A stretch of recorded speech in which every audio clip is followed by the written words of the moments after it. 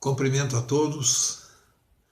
É uma alegria muito grande para nós estarmos hoje aqui, iniciando uma série de estudos sobre a Bíblia ensina.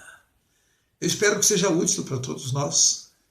Hoje é o primeiro tema, sobre a existência de Deus. Bem complexo o tema, né? Será que Deus realmente existe? Ou ele não existe? É apenas um mito? Bem, a população do planeta se divide em dois grandes grupos, uns que negam a sua existência e outros que defendem a sua existência. De que lado você está? Ou estará de um lado, ou você estará do outro. O lado que nega a existência de Deus dizem que tudo é produto do acaso no grande universo.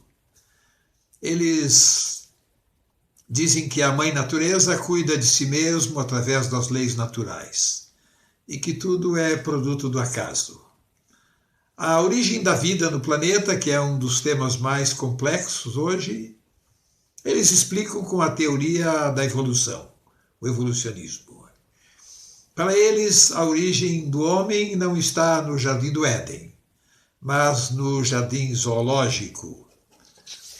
Eu não estou hoje aqui para dizer quem está certo e quem está errado. Eu quero apenas afirmar a vocês que é uma questão de fé. Você decide, de acordo com as evidências que chegam até você, de que lado você quer ficar. Você acredita ou nisso ou naquilo. Ou você está de um lado ou do outro. Ou você acredita em Deus ou você nega a sua existência. Para mim, esse problema não é tão fácil assim de ser resolvido. Ele é muito mais complexo, porque ele tem que ver com a nossa vida e com o nosso futuro. Deus existe, ele é soberano, ele é infinito. E nós, seres humanos, somos finitos, nossa mente é limitada. Nós não conseguimos entender e compreender tudo a respeito da existência desse Deus. Mas isso não justifica nós deixarmos de acreditar só porque nós não entendemos. Negá-lo não é uma coisa boa, eu acho. Há um grande conflito hoje no universo, é um conflito cósmico. Há um anjo rebelde, caído, Lúcifer. E para Lúcifer, o interessante é que as pessoas não acreditam em Deus. E é por isso que ele chefia no mundo esse grande movimento de descrença no Criador do universo. Acontece que Deus, além de ser justiça e misericórdia, ele é também amor. Ele ama muito todos os seres humanos desse planeta, porque ele criou esses seres à sua imagem, à sua própria semelhança. E Deus se identifica muito com a raça humana. Ele ama individualmente a cada um de nós. Em São João, no capítulo 3, verso 16, é uma das passagens mais conhecidas do livro sagrado, diz que Deus amou o mundo de tal maneira que deu o seu Filho unigênito. Diz aqui, para que todo aquele que nele crê não pereça, mas tenha a vida eterna. Vejam que maravilha.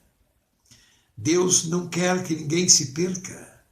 Ele tem um interesse muito grande, ao ponto de trazer o seu próprio filho aqui, para ensinar a respeito dele e finalmente morrer pela raça humana, para tornar possível outra vez a raça humana entrar no paraíso eterno.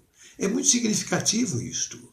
Em São Mateus 24, verso 14, é outra vez o próprio Senhor Jesus que fala. Ele diz, e este evangelho do reino, ele chama isso que está escrito na sua palavra de boas novas, do evangelho em boas novas, essas boas novas de um Deus criador, mantenedor, um Deus que perdoa, um Deus que ajuda, é boas novas. Isso tem que ser pregado, ele diz aqui, em todo o mundo, em todas as nações, e então virá o fim. O que é o fim? O fim é o dia que Deus quer se encontrar com a humanidade. Ele deseja se encontrar para resolver essa pendenga e provar que ele existe. No livro de São Mateus, capítulo 28, verso 19, ele dá uma ordem, ele diz, portanto, ide a todo mundo e batizai em nome do Pai, do Filho e do Espírito Santo. Aqui está agora a Trindade, o Pai, o Filho e o Espírito Santo juntos. Assim como estiveram na criação do mundo, eles estão presentes nesse grande movimento do mundo hoje. Eu queria que vocês entendessem que a Bíblia não é um tratado científico para provar a existência de Deus. Não é isto. A Bíblia é uma carta de amor que Deus envia para a humanidade. E nesta carta de amor, Deus escreve a sua mensagem de conforto, de amor, de perdão, de misericórdia para a espécie humana. Apesar de a Bíblia não ser esse tratado científico para provar a existência de Deus, ela tem fatos aqui que são relevantes. Em Salmos capítulo 19, verso 1, por exemplo, a Bíblia diz que os céus manifestam a glória de Deus e o firmamento anunciam as obras das suas mãos.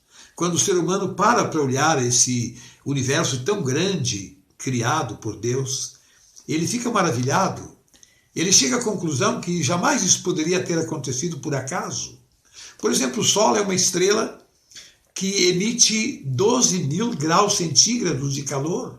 É uma bomba explodindo, é muito calor.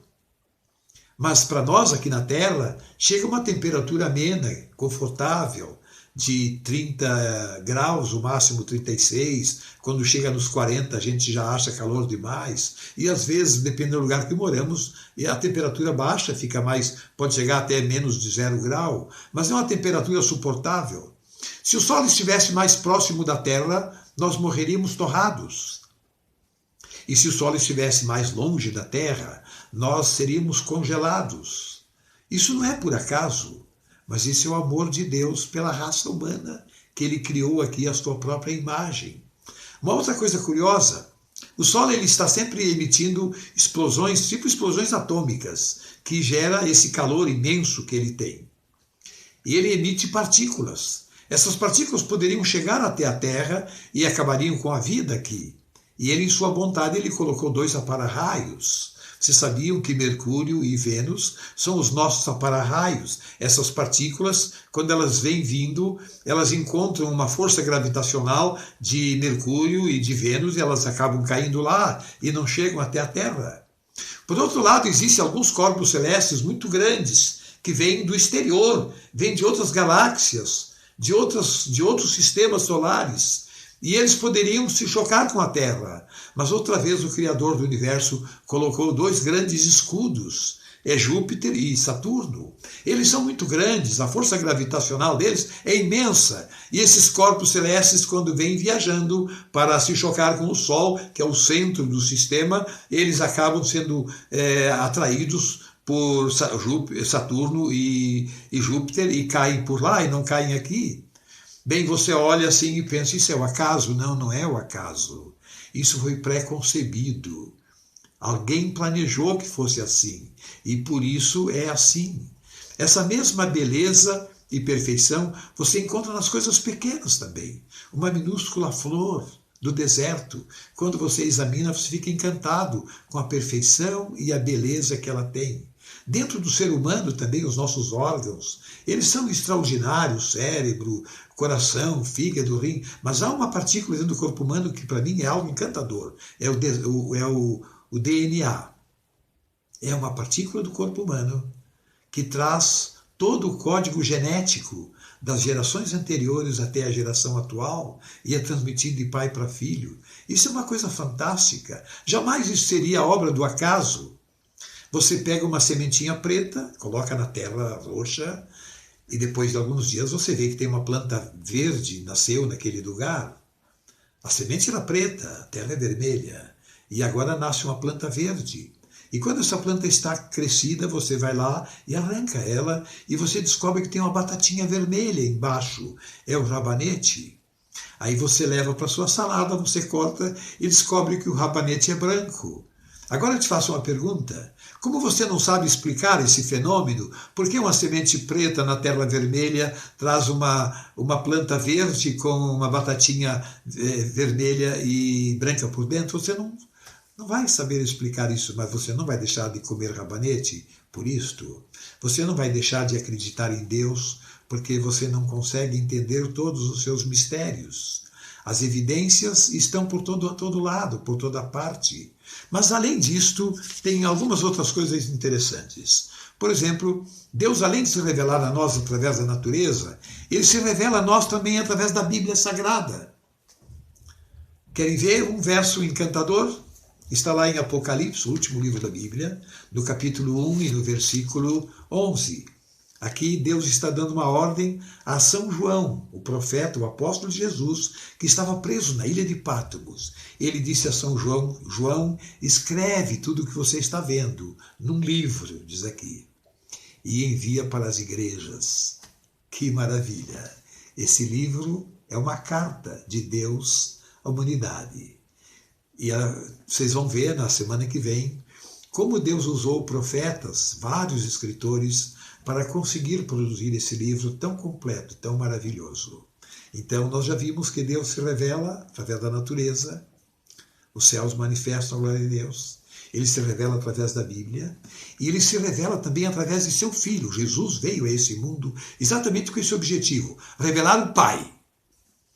E é por isso que lá em São João 1, verso 6, está escrito: eu sou o caminho, a verdade e a vida. Eu sou o caminho, a verdade e a vida.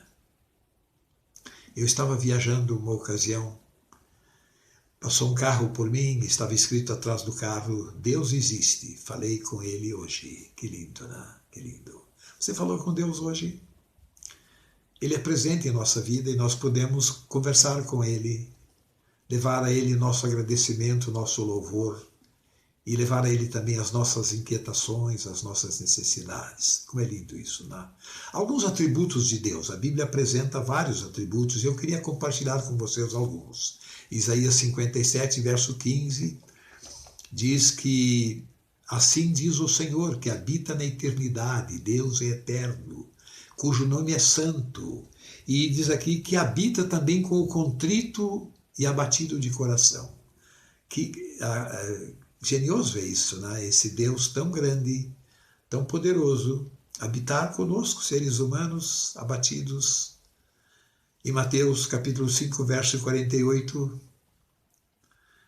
o próprio Senhor Jesus é quem está falando, é que ele diz: sede vós perfeitos, como é perfeito vosso Pai que está nos céus.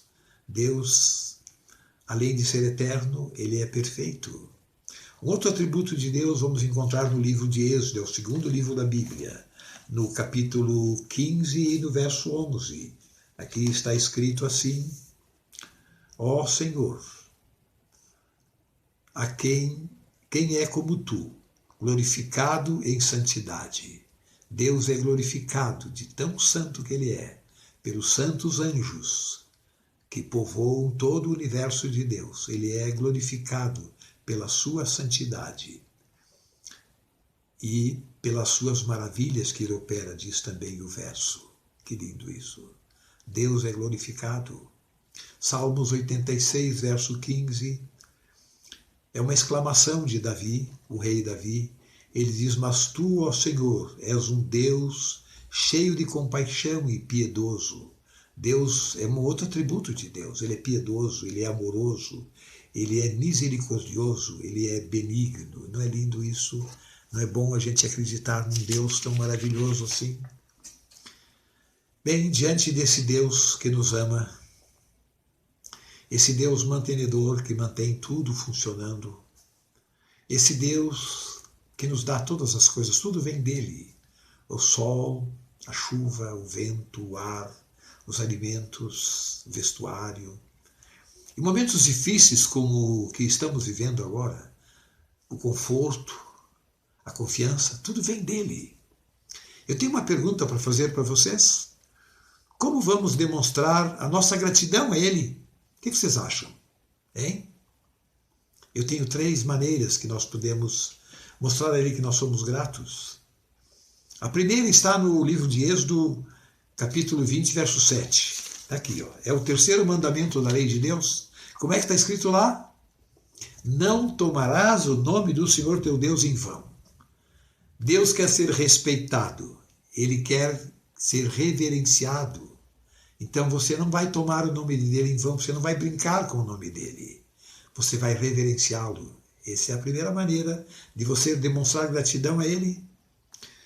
A outra maneira é curioso, eu vou encontrar num discurso que fez lá no Sinédrio Judaico. Os líderes judaicos queriam proibir o apóstolo Pedro de pregar o evangelho.